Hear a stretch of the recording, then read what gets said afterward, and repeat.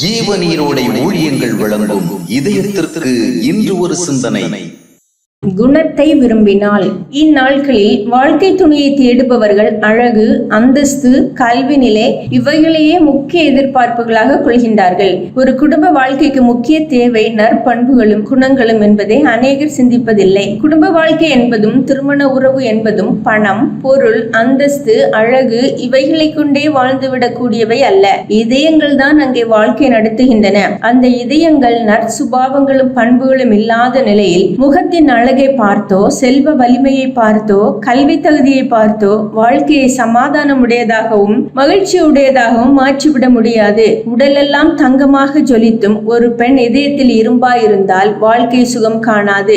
பெட்டியில் லட்ச லட்சமாக வைத்திருந்தும் உள்ளத்தில் நற்குணமற்ற வறுமையில் ஒருவன் இருந்தால் வாழ்க்கை அமைதியை காணாது. அரசு பணியில் உள்ள விசுவாசியான ஒரு இளைஞன் தான் ரட்சிக்கப்பட்டு ஆவில் நிரம்பி ஒரு பெண்ணைத்தான் திருமணம் செய்வேன் என்று உறுதியாக கூறி வந்தான். அதனை கேட்டு மகிழ்ச்சி அடைந்த போதகர் ஒருவர், உனக்கு எப்படிப்பட்ட பெண் வேண்டும் என்று கேட்டார். அவனோ ரட்சிப்பின் அனுபவத்தோடு நல்ல படிப்பு, நல்ல வேலை, நல்ல வசதி, நல்ல அழகு, நல்ல குடும்பம், நல்ல குணங்கள் என்று பட்டியலை நீட்டிக்கொண்டே போனான். அதனை கேட்ட அந்த போதகர், இத்தனை அம்சங்களும் ஒரு பெண்ணிடம் இருந்தால் நிச்சயமாக அவள் உன்னை விட தகுதி மிக்க ஒருவனைத்தான் திருமணம் செய்வாள் என்று கூறினார். அந்த இளைஞனுக்கு அது ஓங்கி அடிப்பது போல இருந்தது.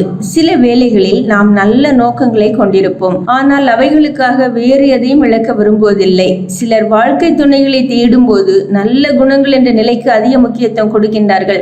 ஆனால் அதற்காக வேறு எதையும் விட்டுக் கொடுக்க விரும்ப மாட்டார்கள்.